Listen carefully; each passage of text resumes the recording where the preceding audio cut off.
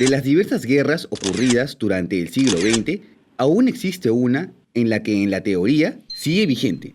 La Guerra de Corea significó una tajante división de un milenario estado por motivos netamente ideológicos. Asimismo, este episodio es uno de los más representativos de la Guerra Fría y sus secuelas siguen durando hasta la actualidad. ¿Te interesa repasar este sangriento conflicto, así como sus vigentes consecuencias? Dale, entonces quédate hasta el final del video.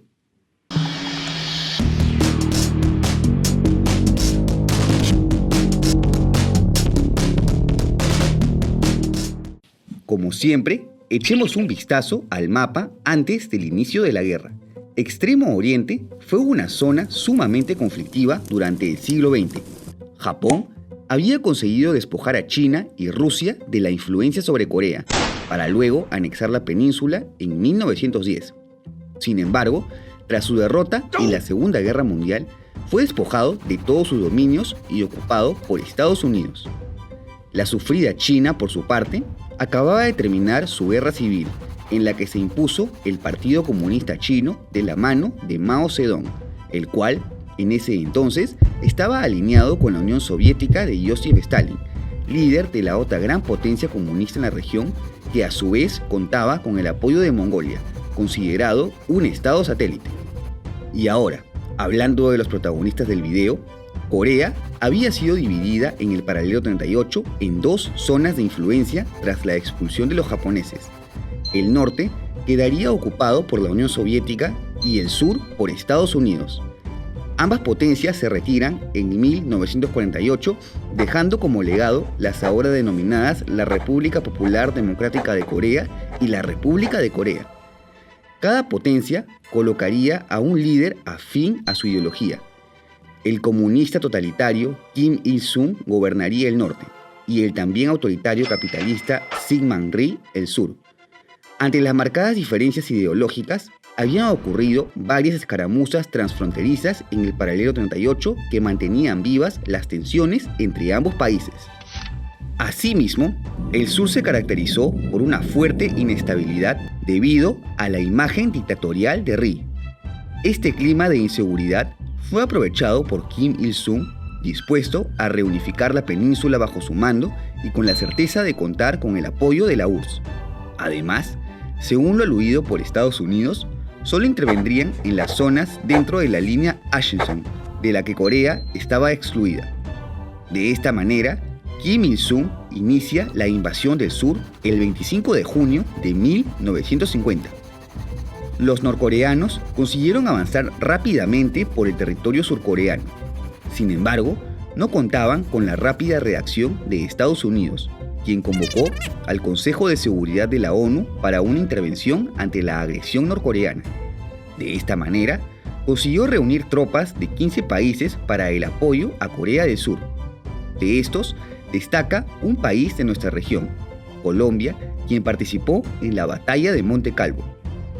Gracias a esta inmediata respuesta, los norcoreanos fueron detenidos en la batalla del perímetro de Pusan, área en el extremo sureste de la península que representó el mayor acorralamiento de Corea del Sur. Por tal motivo, el presidente Rhee se vio forzado a trasladar su capital al puerto de Pusan. Las fuerzas de la ONU, al mando del veterano de la Segunda Guerra Mundial, Douglas MacArthur, inician la contraofensiva en la batalla de Incheon.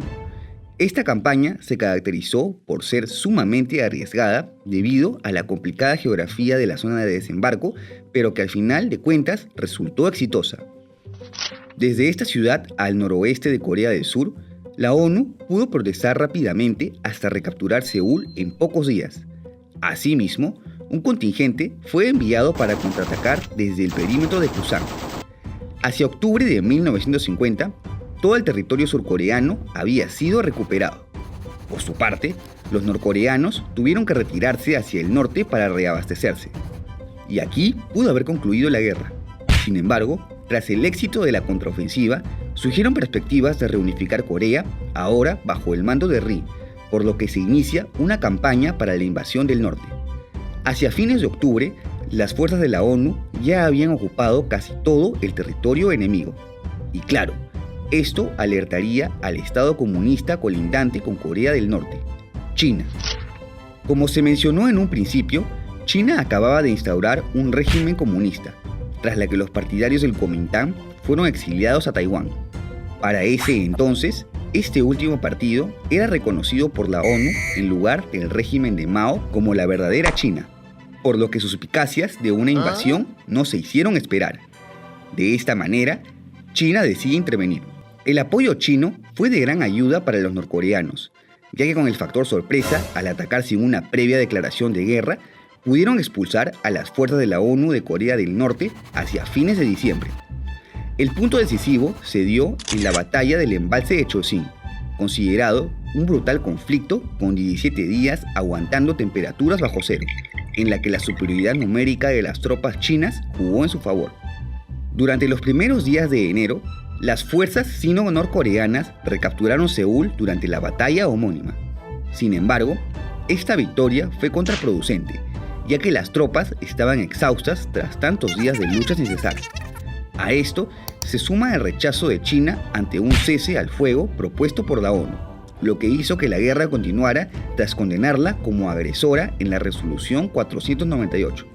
De esta manera, las fuerzas de la ONU lanzan una nueva ofensiva en la Operación Thunderbolt, en la que consiguen el retroceso del eje sino-norcoreano. Hacia fines de marzo, ya habían alcanzado el paralelo 38, en donde comenzaría una nueva fase de la guerra. En el caso de la ONU, MacArthur es relevado por Matthew Ridgway. En esta etapa destaca la ofensiva china de primavera, en la que consiguen ciertos avances, pero fallan en la recaptura de Seúl a pesar de haber enviado el segundo mayor contingente de la guerra. Como respuesta, la ONU lanza una contraofensiva entre mayo y junio, en la que recuperan el territorio, pero sin lograr grandes avances más allá del paralelo 38. Y aquí comienza un largo periodo de estancamiento. En esta última fase de la guerra ocurrieron diversos enfrentamientos, pero sin ningún avance significativo por parte de ambos bandos. Se continuaron los bombardeos al territorio norcoreano y por momentos hubo periodos de intentos de negociaciones, tras lo que las agresiones se reactivan poco tiempo después.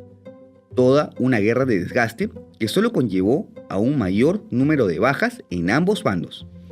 Tras 2 años en este estado, se firma finalmente el Acuerdo de Armisticio de Corea, que puso fin a las hostilidades y se establece una zona desmilitarizada de 4 kilómetros de ancho y 238 de largo en el paralelo 38, el cual sigue vigente hasta la actualidad.